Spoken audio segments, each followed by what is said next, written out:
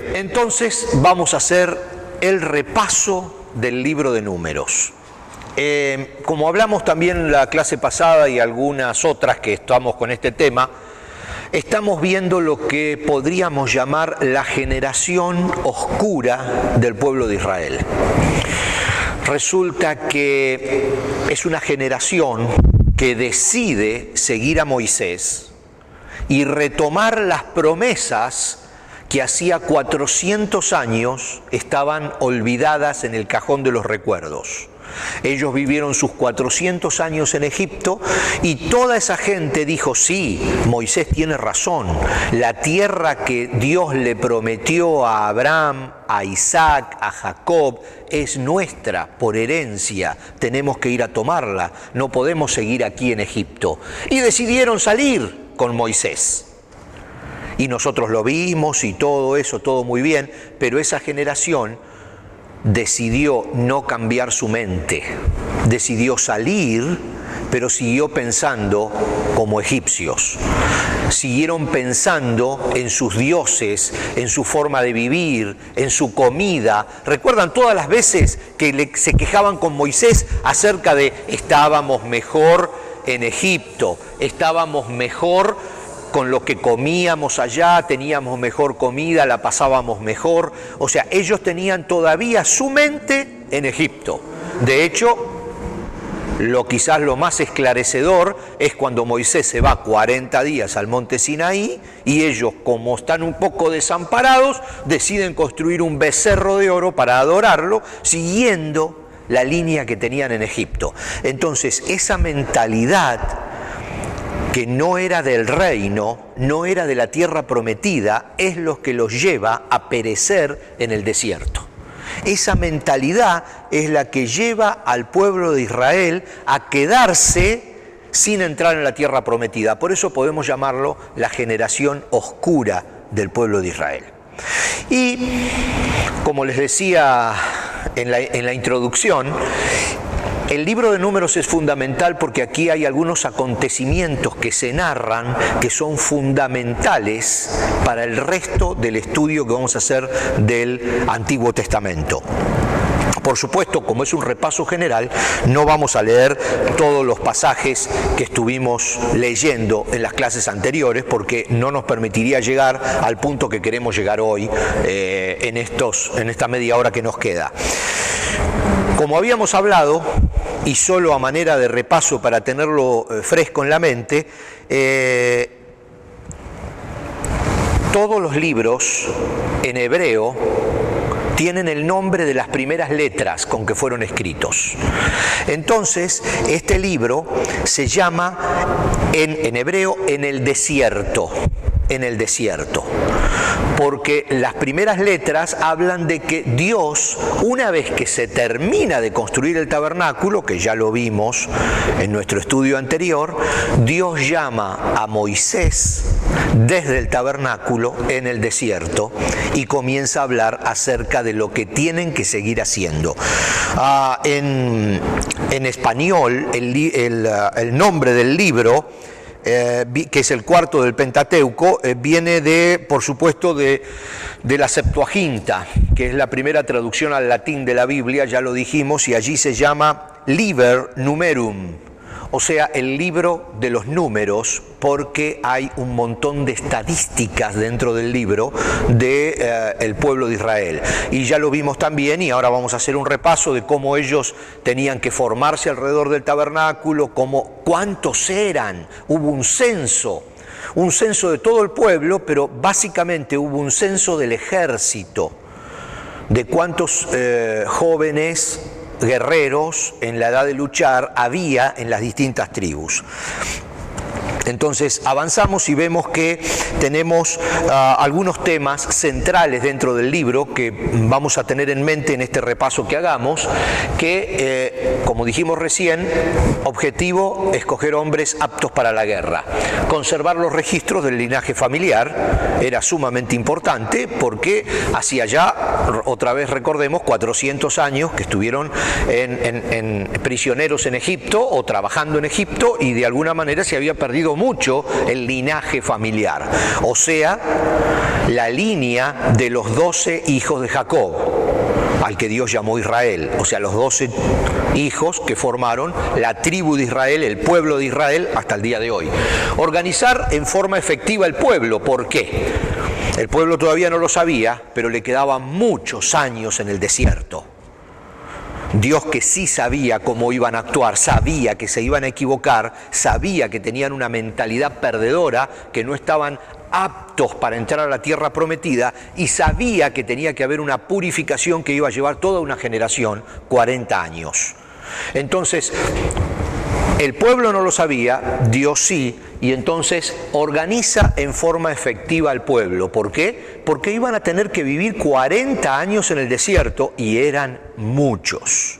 Y había que organizarse y tener en claro cómo iba a desarrollarse ese campamento de quizás en este momento 2 millones de personas, donde había solamente 600.000 personas aptas para la guerra. Así que estamos hablando de una multitud, definitivamente una multitud que tenía que trasladarse y que tenía que hacer su hogar en el desierto. Entonces, en este libro se habla de la organización efectiva del campamento de Israel. Y por supuesto, otra de las cosas importantes era separar a los levitas para la atención del tabernáculo. En el libro que vimos anteriormente, Levíticos, es el manual de trabajo de los levitas, cómo tenían que hacer la tarea los levitas. Los levitas eran los descendientes de Leví, uno de los hijos de Jacob. Ahora, en el libro de Números, se los aparta. Entonces ya ellos no forman parte de los 600.000 guerreros, ya no forman parte de los que tienen herencia el día que entren a la tierra prometida, se quedan sin tierra. Ellos no trabajan la tierra, ellos atienden el tabernáculo y todo lo que tenga que ver con el culto, que es el centro del campamento, y viven del 10% que todos los demás hermanos, ya convertidos en familias muy numerosas, le dan a ellos. Entonces, el libro de Números aparta para el servicio del tabernáculo a los levitas. Como dijimos, el libro de Números registra, y voy a tratar de ir lo más rápido posible, y para que ustedes vayan todos recordando lo que ya estudiamos, registra el paso por el desierto desde el Sinaí hasta la frontera de la tierra prometida. Y en ese paso, este libro trata de reflejar cómo Dios tiene misericordia del pueblo, a pesar de que el pueblo constantemente va negándolo de alguna manera. Después que el pacto fue firmado, tenemos que recordar que cuando baja Moisés del Sinaí con las tablas de la ley, se presenta frente al pueblo y le dice: estos son los decretos y las leyes que Dios pretende que nosotros cumplamos si queremos ser su pueblo.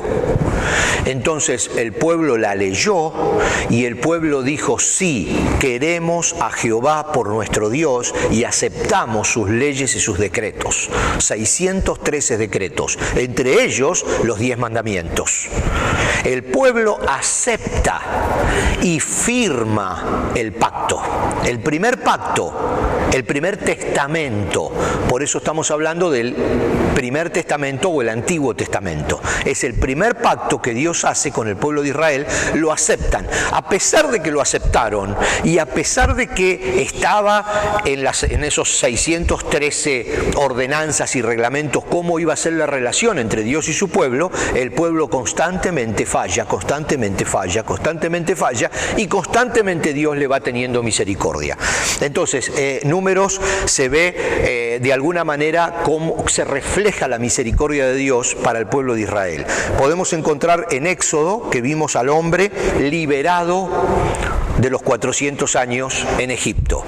En Levítico vimos al hombre adorando, como el proceso de adoración, que era el centro de la vida, el centro del campamento y el centro de la vida de cada israelita. Y en Números ahora vemos al hombre sirviendo. Se organiza al pueblo para la vida en el desierto. Entonces, como dijimos, contiene un detalle bien clarito de la numeración de las personas, del censo que se hizo del pueblo de Israel, en números 1 al 4, números 1 al 4, pero vamos a ir avanzando porque todos estos pasajes ya lo leímos, así que ahora vamos a ir al concepto de que puede ser dividido en 3 partes. Y hasta ahora ya hemos visto 2 de estas primeras partes, así que vamos a llegar hasta la última de la segunda parte, hasta la última parte de la segunda parte, valga la redundancia.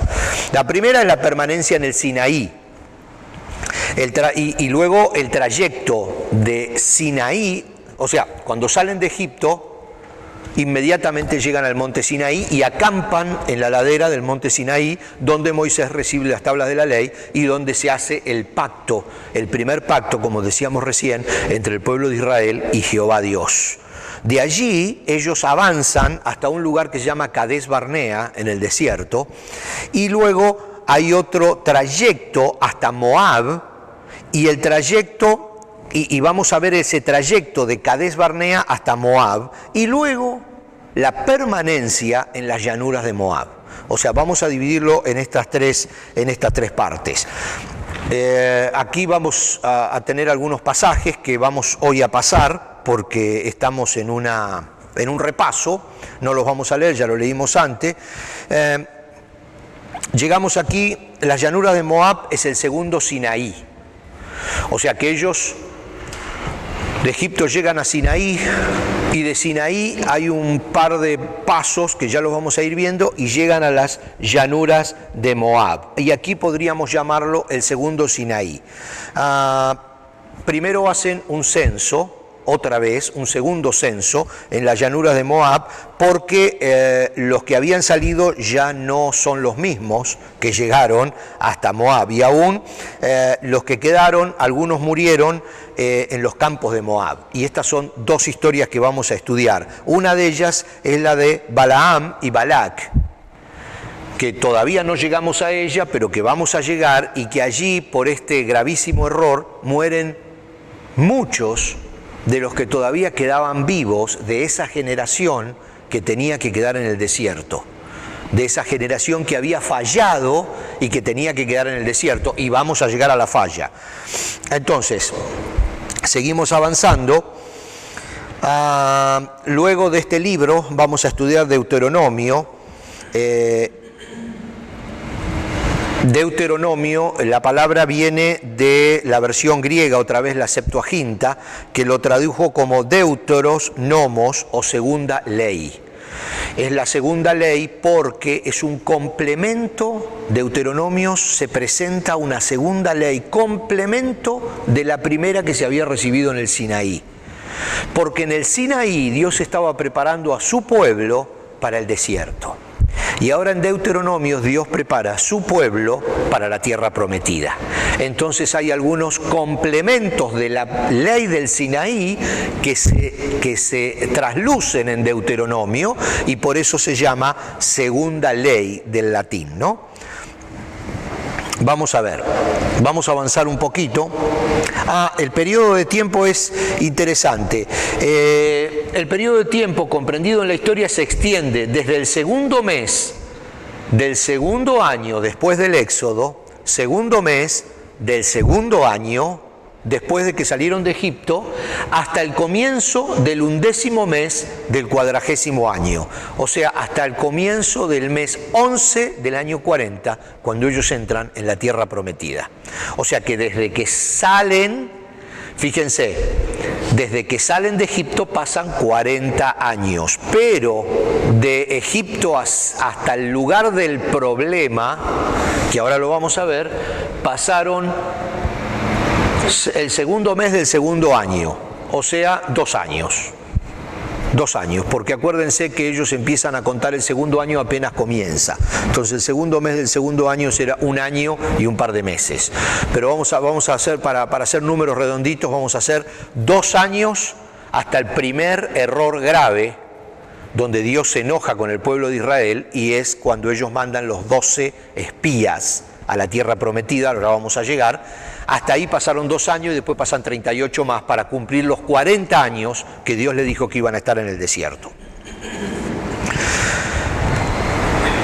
Como dijimos al principio, esta generación anotada en el Sinaí, primer censo, las llanuras de Moab, el segundo censo, antes de entrar a la tierra verdaderamente, 38 años después, el primer censo, la gente que se anotó la vamos a llamar la generación oscura de Israel. Es la generación, como les decía al principio, que aceptó a Dios como su Dios y salió gracias a los milagros que Dios hizo de Egipto, pero que no estaba dispuesto mentalmente a aceptar las condiciones de ese pacto que había firmado de alguna manera. Entonces ahí tenemos a una generación que se queda atrás por su manera de pensar. Entonces, bueno, como acá vemos, Número abarca 38 años y 10 meses y es el eslabón entre el libro de Éxodo y Josué. El libro de Josué se comienza a escribir en esta etapa que estamos evaluando ahora, ¿no? Bueno, aquí tenemos los protagonistas del libro, para ir rapidito: Moisés, Aarón su hermano, Josué y Caleb. Aarón y su hermana Miriam tienen una diferencia que la vimos en la clase pasada y quizás, si nos da el tiempo, la vamos a recordar hoy, muy importante, muy importante. Y el Señor pone límite a esa pequeña rebelión familiar que se había armado, porque Moisés, Aarón y Miriam eran hermanos. Ya vamos a llegar a eso. Luego Josué y Caleb, personajes muy importantes en este libro, que son los únicos 2 de los 12 que dijeron, después de regresar la investigación en la tierra prometida, dijeron sí, tenemos que cruzar. Y Balaam y su burra, que eso no va a ser repaso porque todavía no llegamos a eso, lo vamos a ver la clase que viene y es muy, muy interesante. Hasta el día de hoy se sigue usando mucho entre los cristianos el tema de la burra de Balaam. Pero ya los dejo con la espina, lo vamos a ver en la próxima.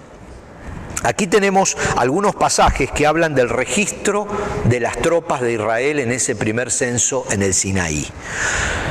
Ya los leímos en clases pasadas, no lo vamos a leer. Todos los que tienen el puntito azul ya lo hemos leído, entonces vamos a seguir avanzando. Pero aquí vemos cómo las tribus se iban armando por los nombres. Fíjense el número de los hombres de 20 años o más que eran aptos para la guerra. De la tribu de Rubén había 46.500 hombres mayores de 20 años aptos para la guerra. Y así de cada tribu llegamos a los 603.550 hombres aptos para la guerra. Aptos para la guerra. Definitivamente que el pueblo de Israel con este ejército podría haber conquistado la tierra prometida en una semana. Pero se equivocaron. Aquí también vemos en Número 2, capítulo 2, que lo estudiamos a fondo ya, toda la organización del campamento de Israel. Y aquí estamos avanzando en los distintos pasajes y cómo tenían que avanzar.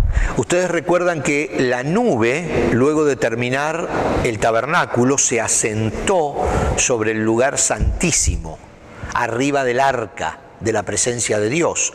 Cuando la nube se elevaba y comenzaba a avanzar, el pueblo de Israel sabía que se tenía que mover y a seguir la nube, muchachos. Todo el mundo tenía que armar sus carpas, sus mochilas, el tabernáculo se desarmaba rápido, para eso estaban los levitas con un ejército de gente que desarmaban todo el tabernáculo, agarraban todos los elementos del tabernáculo y a seguir la nube. Hasta donde la nube se paraba. A donde la nube se paraba, allí ellos volvían a armar el tabernáculo y el pueblo de Israel se ponía alrededor del tabernáculo. Y aquí vemos cómo cada tribu tenía un lugar a derecha, a izquierda, a un costado o al otro del tabernáculo, con su bandera, y ahí se tenía que armar cada tribu. Y es bien interesante cómo ellos rodeaban el campamento. Aquí hay varias imágenes. estamos varios pasajes que no los vamos a leer hoy, pero finalmente tenemos este cuadro donde podemos ver el tabernáculo en el medio del campamento y las tribus al oeste, al este, al norte y al sur, con la gente que tenían. Rubén, 46.500, Simeón, 59.300. No estamos hablando de la gente total, estamos hablando de los hombres aptos para la guerra de 20 años hacia arriba. Y esa era la administración. Y así tenían que marchar.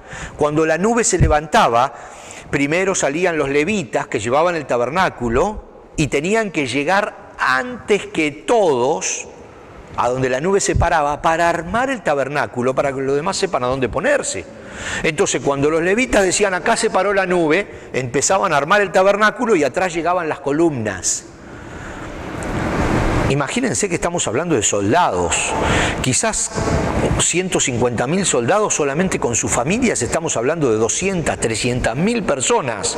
Y llegaba la tribu de Rubén, marchando, 300.000 personas, estamos hablando de 3.000, 4.000 metros a lo largo, columnas de gente marchando, iban llegando y veían, ahí está el tabernáculo, nosotros vamos ¿a dónde? Tribu de Rubén, al sur. Miraban dónde era el sur y empezaban a acampar al sur de donde los levitas habían armado el tabernáculo. De atrás venía la otra columna, y atrás venía la otra, y atrás venía la otra, y atrás venía la otra, y así las 12 familias, las 12 tribus de Israel iban rodeando el tabernáculo. El centro de la vida del campamento era la nube y el tabernáculo donde descansaba la presencia del Señor.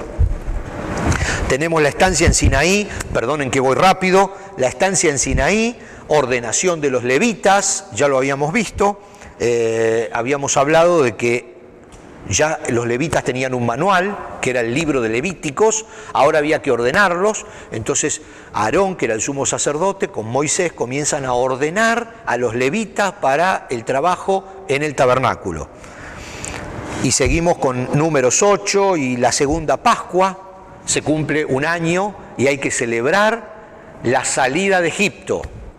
Recuerden que cuando Dios saca al pueblo de Israel de Egipto, dice todos los años van a recordar que yo los saqué de Egipto y había que comer la Pascua. Hasta el día de hoy, y recuerden la última cena del Señor Jesús, estaba precisamente recordando la Pascua. Y ahora era el primer aniversario de la Pascua y tenían que comer la Pascua. Así que en Números se relata el primer aniversario de la salida de Egipto. El primer movimiento se relata desde que, luego de recibir las tablas de la ley, la nube sale de Sinaí y empieza a andar. Y aquí tenemos, los israelitas dejan Sinaí siguiendo la nube, Números 10, todo el capítulo 10 de Números es muy interesante, seguimos pasando los versículos en este repaso y llegamos, estos son muchos, a Cades Barnea en el desierto de Param, 11 días de marcha aproximadamente, desde Sinaí hasta las puertas de la tierra prometida, el desierto de Param. Cades Barnea en el desierto de Param, 11 días de marcha. Ellos siempre supieron dónde estaba la tierra prometida. Nadie se perdió en ese desierto. Ellos iban exactamente a donde estaba la tierra prometida. De hecho, hay algunas historias bien interesantes, porque cuando hablamos de la salida del pueblo de Israel de Egipto, dijimos que hubo algunas personas que salieron, muchas, que salieron con el pueblo de Israel, que no eran israelitas, que aprovecharon el lío que hubo, la muerte de los primogénitos y las plagas y los sapos y las langostas, ¡bum!, y salieron con el pueblo de Israel. Pero no eran israelitas. Y cuenta por allí que Moisés habla con algunos de ellos y les dice, ustedes conocen el desierto, así que queremos que nos indiquen cuál es el camino más corto para llegar aquí, allá, allá, allá, allá. O sea, estaba todo claro, aquí nadie se perdió. Ellos se quedaron 40 años en el desierto porque Dios les dijo que se tenían que quedar 40 años en el desierto y no les dio la posibilidad de entrar a la tierra prometida hasta que toda esa generación que no tenía la mente del Señor cambiara o muriera. Llegaron a Cades Barnea Moisés, aquí se cuenta cómo selecciona a 70 líderes. Ya hablamos varias veces que Moisés tenía la mala costumbre de querer tener el control absoluto de todo, y primero su suegro y después el Señor mismo le dice: esto no puede ser, son demasiadas personas, no das abasto, hay que dividir la tarea, y entonces el Señor le va indicando cómo hacerlo. Primero su suegro, ¿recuerdan? Que le dice: no podés seguir así, no puede ser que la gente tenga que hacer 6 horas de cola para preguntarte si tiene que entregarle la gallina o no se la tiene que entregar a su vecino. O sea, tenés que tener gente que te ayude para estas cosas menores. Y después el mismo Señor le dijo: bueno, todo el problema con sus hermanos, Aarón y Miriam, fue por eso, que no creo que lleguemos a verlo hoy, por eso se los anticipo. Ellos acusaban a Moisés de haberse casado con una egipcia y le decían: no está capacitado para mandar, porque él no está puro, nosotros podemos hacerlo. Sus propios hermanos le estaban serruchando el piso a Moisés, querían sacarlo del liderazgo de Israel, y entonces por supuesto Dios tuvo que intervenir y mostrarle, bueno, dice algunas cosas muy lindas que lamentablemente otra vez por el tiempo no vamos a poder repasar, pero habla acerca de Moisés y dice: con él es con el único que yo hablo cara a cara. Eso es muy lindo, que dice que no me oculto y que no le hablo en forma de acertijos. O sea, le hablo de frente y él me entiende cara a cara. Y castiga a Miriam por haberle llenado la cabeza a su hermano Aarón, para que Aarón se ponga en contra de Moisés. Así que son historias muy lindas, pero todo el problema surge porque Moisés era demasiado controlador, aunque era muy humilde. La Biblia dice que era muy humilde, pero un hombre sabio, era un hombre de buena personalidad, pero controlador. Como dijimos el otro día, tenía su Fidel adentro. Entonces, estas cosas que sucedieron durante todos los años en el desierto, que la gente se quejaba. Por eso decimos que el libro de Números refleja la misericordia de Dios. La gente se quejaba por el agua, se quejaba por la comida, se quejaba por la arena, se quejaba por el sol. La gente simplemente se quejaba. Y Dios seguía teniendo misericordia. Hasta el punto que, se quejan porque tienen mucho... Primero con lo del maná. Dios les enseña, el maná lo podían recoger todas las mañanas y tenían suficiente comida, hacían el maná en torta, el maná con café con leche, el maná, y ya estaban cansados de maná y decían: queremos carne. Pero el problema no es queremos carne, el problema no es: Señor, queremos carne. El problema es siempre el mismo: estábamos mejor en Egipto. Ese es el problema. Y ese es el problema que hay hasta hoy. Recordar la vieja vida y pensar que en la vieja vida estábamos mejor. Recordar que en la vieja vida teníamos más cosas que las que tenemos ahora, teníamos más opciones, etc. Eso es lo que a Dios le molestaba.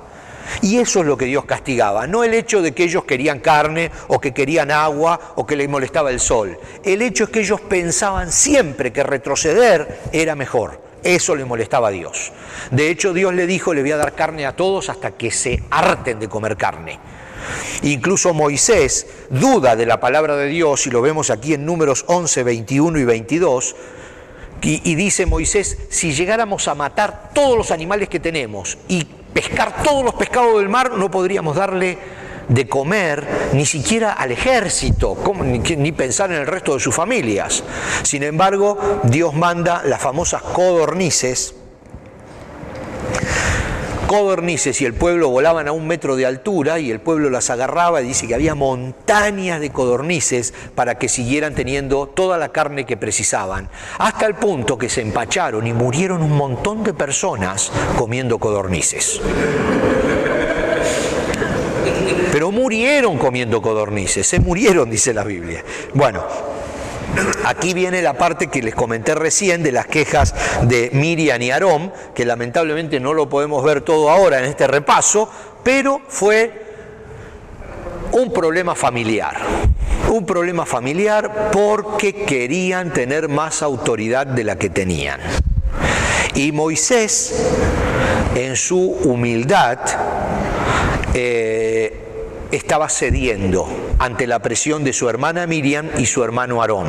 Ustedes tienen que recordar que cuando Dios llama a Moisés, Moisés le dice: soy tartamudo, no puedo ir a hablar con el faraón. Y entonces Moisés le dice a Dios: por favor, permíteme llamar a mi hermano Aarón, que es un buen orador, que sabe hablar bien, y tú me hablas a mí, le dice Moisés a Dios, yo se lo digo a Aarón y Aarón se lo dice al faraón o a quien sea. Y así fue la relación siempre, pero fíjense este detalle, imagínense este detalle, Dios le habla a Moisés, Moisés recibe directamente de Dios las instrucciones.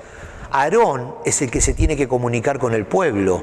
Aarón es el que gana votos, el que se para, levanta las manos y dice: pueblo, aquí estamos. Es Aarón el que muestra la cara.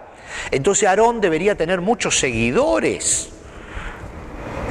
Y Miriam le dice a Aarón: Aarón, ¿cómo Moisés está teniendo el control del pueblo? Si vos sos el líder, vos sos el que tiene la cara, el que habla, el que se expresa.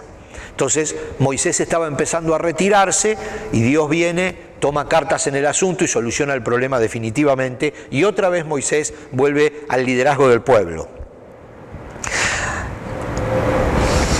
Y acá llegamos al punto rapidito, que lo vamos a hacer en un par de minutos, que los que estuvieron ya la clase pasada, otra vez lo tienen que volver a escuchar, pero es el gran error, la gran bisagra que decíamos hoy, que dobla al pueblo de Israel.